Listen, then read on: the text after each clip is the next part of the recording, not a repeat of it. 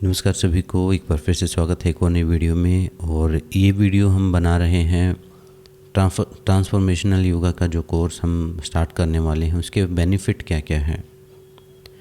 जैसे कि मैंने बताया, ट्रांसफॉर्मेशनल योगा जो है वो एक योग के जितने भी तत्व हैं उन सबको एक साथ मिला के बनाया गया है। जो नॉर्मली आपकी फ़िज़िकल बॉडी के ऊपर काम करता है, आपके प्राण शरीर के ऊपर यानी प्राण में कोश के ऊपर काम करता है, आपके मनो में कोश के ऊपर काम करता है यानी मेंटल बॉडी के ऊपर काम करता है, आपकी साइकिक बॉडी के ऊपर काम करता है यानी जो आपका विज्ञान में कोश, आपकी जो बुद्धि है उसके ऊपर, और आपकी स्पिरिचुअल बॉडी के ऊपर। ट्रांसफॉर्मेशनल योगा में समझा जाता है कि जब तक परिवर्तन इन 5 शरीरों में नहीं होगा, सिर्फ बाहर से हम कोई चीज़ परिवर्तित करने की कोशिश करेंगे तो नहीं पॉसिबल है। या सिर्फ मानसिक स्तर पर हम कोशिश करते रहें, सिर्फ विचारों को पॉजिटिव करने की हम कोशिश करें, या कुछ अब पॉजिटिव हम एक जो समझते हैं कि हमें सिर्फ पॉजिटिव एक सोच रखनी चाहिए, वो वैसा पॉसिबल नहीं है। इन 5 बॉडीज़ का अलाइनमेंट होना ज़रूरी है। अगर ये आपस में अलाइन नहीं है, आपका प्राण शरीर ने ठीक नहीं है या आपकी फ़िज़िकल बॉडी ठीक नहीं है, ये 5 शरीर अगर अलाइन नहीं हैं, ठीक नहीं है, तो जो कामनेस या जिस पीस या जिस शांति की हम बात करते हैं वो पॉसिबल नहीं हो पाएगी, वो सिर्फ एक बातचीत ही रहेगी। तो ट्रांसफॉर्मेशनल योगा में 5 तत्व के ऊपर यानी 5 शरीर के ऊपर काम किया जाता है। भौतिक शरीर के लिए आसनों का, एक्सरसाइज का, सूर्य नमस्कार का, इन सारी चीज़ों का अभ्यास किया जाता है, और वो भी होल्डिंग के साथ, और काफ़ी देर तक होल्ड किया जाता है ताकि उनका इफ़ेक्ट जो है वो सिर्फ फिजिकल ना हो के मेंटल, साइकोलॉजिकल और स्पिरिचुअल लेवल तक पहुंच सके।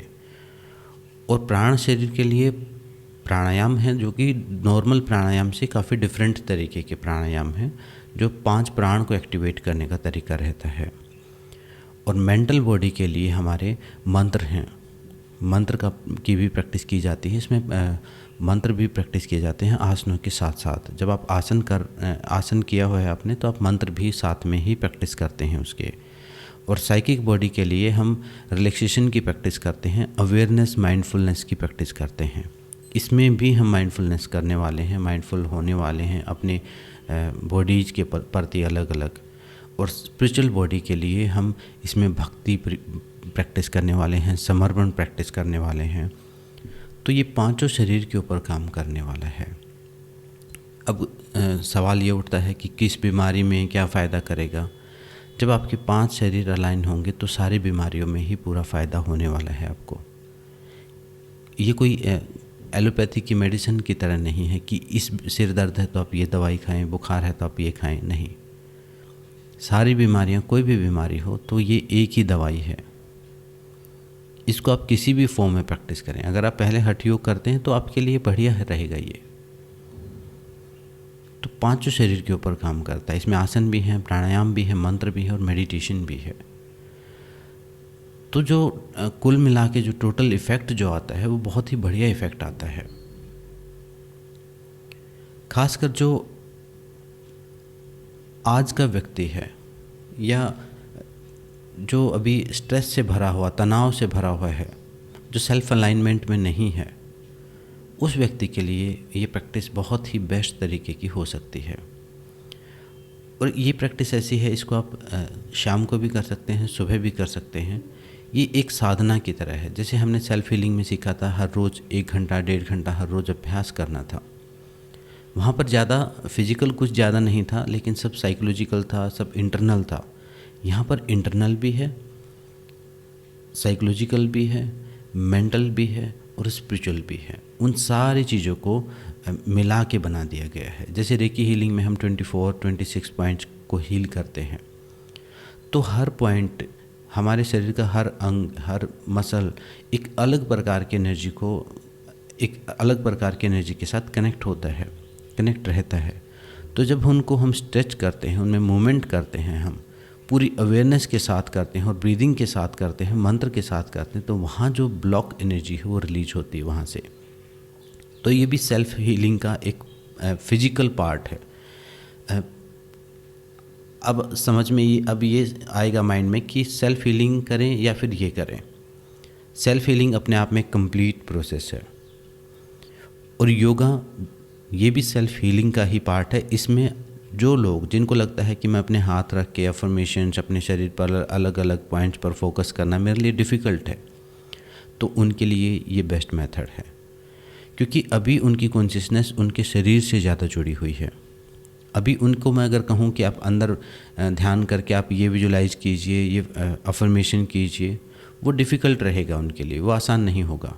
लेकिन उनका कोई आसन बना दिया जाए और उनको कोई काम करने के लिए बोल दिया जाए, खासकर बिगनर जिन्होंने कभी कोई मेडिटेशन नहीं किया, कभी कोई इंटरनल वर्क, कभी उनको पता ही नहीं कि अपने दिमाग में भी कुछ करना होता है, अपने अंदर भी कुछ करना होता है, उन लोगों के लिए बहुत ही प्रैक्टिकल मेथड है ये। क्योंकि और कुछ नहीं होगा, हम ब्रीदिंग करवाएंगे, जो मंत्र बोलेंगे वो चैंट हम कर सकते हैं।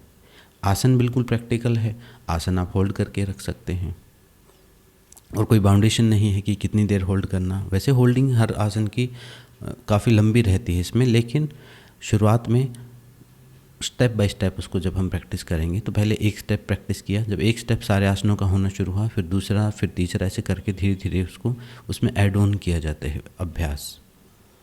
ऐसे ही जो रिलैक्सेशन प्रैक्टिस की जाती है तो पहले फिजिकल बॉडी को रिलैक्स करना सिखाया जाता है, फिर आपके प्राण को रिलैक्स करना सिखाया जाता है, फिर मेंटल बॉडी को, फिर आपकी साइकोलॉजिकल बॉडी को। जब ये इस लेवल पर अभ्यास होता है तो माइंड एक जो थीटा स्टेट में पहुंच जाता है या गामा स्टेट में पहुंच जाता है, जहां आप जागे हुए हैं पूरे तरीके से लेकिन शरीर आपका सोया हुआ है। एक डीप मेडिटेटिव स्टेट में पहुंच जाते हैं। तो ये सारे अभ्यास हम सीखने वाले हैं धीरे धीरे। इसको आप किसी इस प्रकार से ना देखें, इस योग की फॉर्म को, कि इससे बीपी ठीक होगा, इससे शुगर ठीक होगा, इससे थायराइड ठीक होगा। इससे सब कुछ ठीक होगा, इससे आप ठीक होने वाले हैं। इससे जिसको ये बीमारियां होती हैं वो ठीक होने वाला है। और जब वो खुद के साथ अलाइनमेंट में रहता है, जैसा कि आपको पता है कि 80% बीमारियां साइकोसोमेटिक हैं। चाहे आपका अभी वज़न बढ़ गया है, चाहे आपको थायराइड हो गया है, साइकोसोमेटिक हैं। ये आपके मन से आई हैं, ये कहीं बाहर से नहीं आ गई हैं। ये कोई ऐसे नहीं हो गई हैं कि भगवान ने कोई बटन दबा दिया, आप बीमार हो गए। ये आपके साइकोलॉजिकल बिहेवियर की वजह से आई हैं। अगर आपका वज़न बढ़ गया है बहुत ज़्यादा, तो साइकोलॉजिकल बिहेवियर है वो आपका, उसकी वजह से आपने ज़्यादा खाया है। और अगर आपने कंट्रोल किया है, थायराइड हो गया है आपको, तो आपने खुद को एक्सप्रेस नहीं किया, अभिव्यक्त नहीं किया है।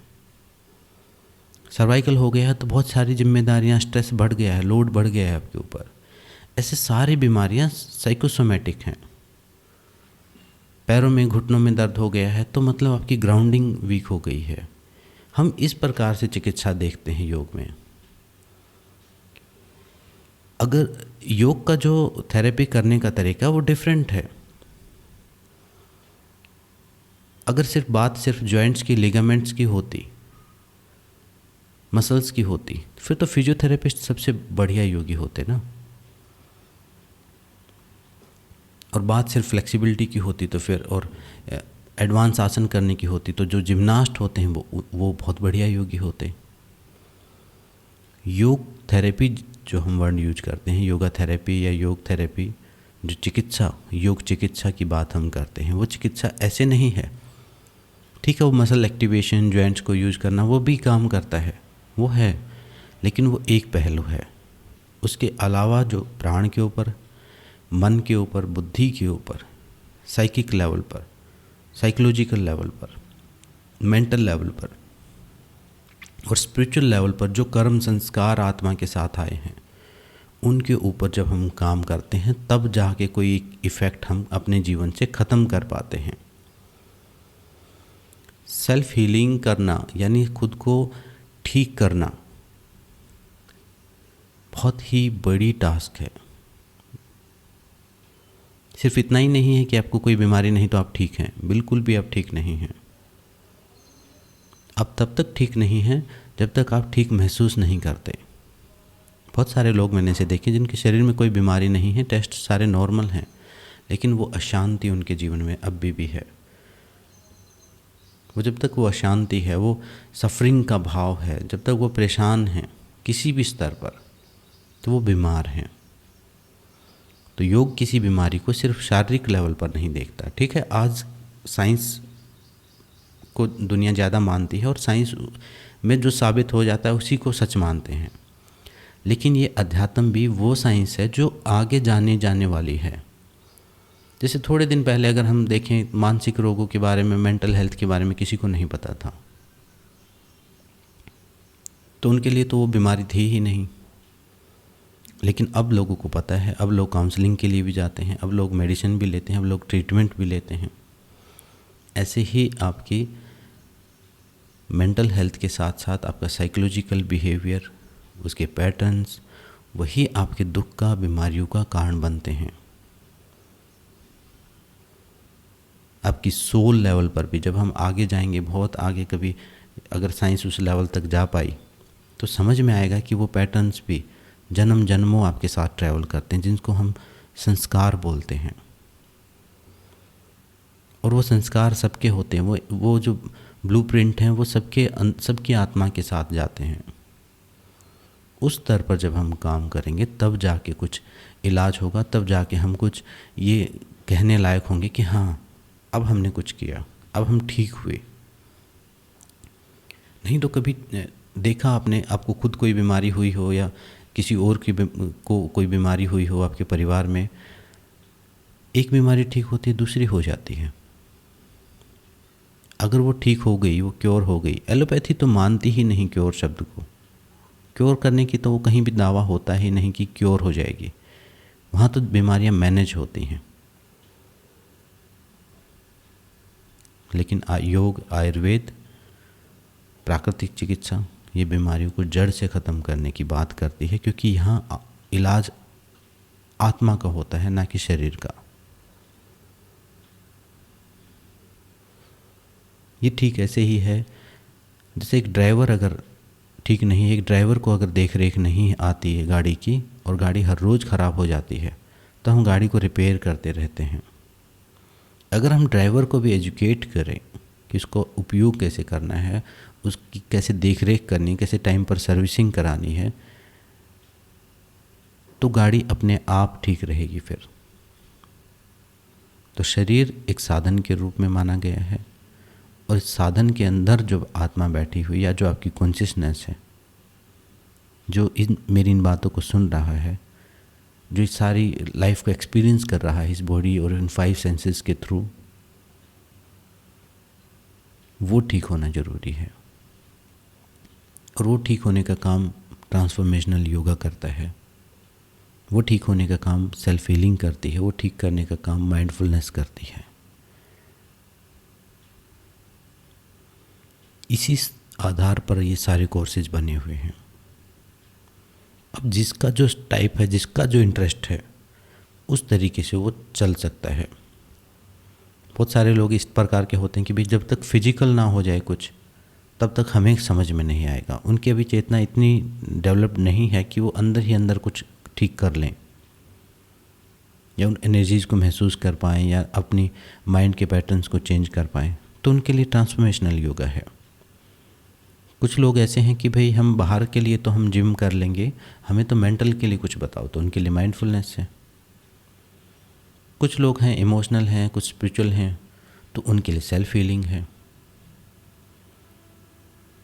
चीज़ एक ही कर रहे हैं हम हर रास्ते से, वो है सेल्फ हीलिंग। अब आपको ये देखना है कि ज़रूरत कहाँ है। सिर्फ मेंटल पर ज़रूरत है तो आप माइंडफुलनेस कर सकते हैं, वो भी काम चल जाएगा। लेकिन ट्रांसफॉर्मेशनल योगा में 5 के 5 स्टेप कंप्लीट हो जाते हैं। जो स्पिरिचुअल माइंडसेट के उनके लिए सेल्फ हीलिंग बढ़िया है। जो थोड़ा सा डीप जाना चाहते हैं, सेल्फ हीलिंग में तो सब कुछ आ जाता है।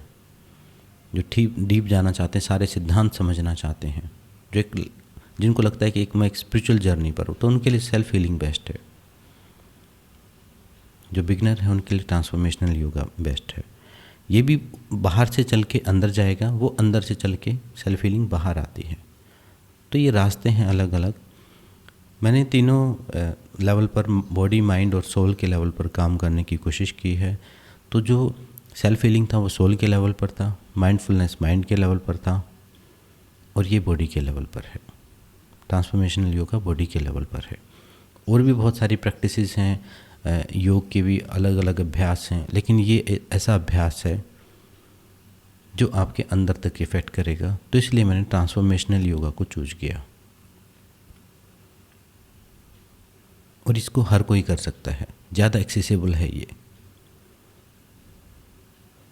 बाकी के अभ्यास मैं कोई अष्टांग योग कराऊं या और कोई हठ योग कराऊं, बाकी के अभ्यास लिमिटेशन आ जाती हैं। कोई कर पाएगा उसको, कोई नहीं कर पाएगा। फिर ये इसमें जितने भी आसन हम सीखेंगे वहाँ मुझे ध्यान रखने की ज़्यादा ज़रूरत नहीं है, वो सब कर सकते हैं, ऐसे आसन हैं। वो सबके पेन को भी ठीक करेंगे, वो सबके जॉइंट्स को भी ठीक करेंगे, वो सब सारी मसल्स को भी एक्टिवेट करेंगे। वो जो फॉर्मेट बना हुआ है सबसे बेस्ट है वो। कोई बहुत ज़्यादा एडवांस आसन भी नहीं है। तो ये सारी चीज़ें हम ट्रांसफॉर्मेशनल योगा में सीखने वाले हैं और ये सारे फ़ायदे होने वाले हैं। और बाकी जो दैनिक दिनचर्या और डाइट और आहार में जो परिवर्तन वगैरह करने होंगे वो भी मैं साथ साथ में आप सबको गाइड करूँगा। आज की वीडियो में इतना ही। मिलते हैं नेक्स्ट वीडियो में। ओम शांति शांति शांति।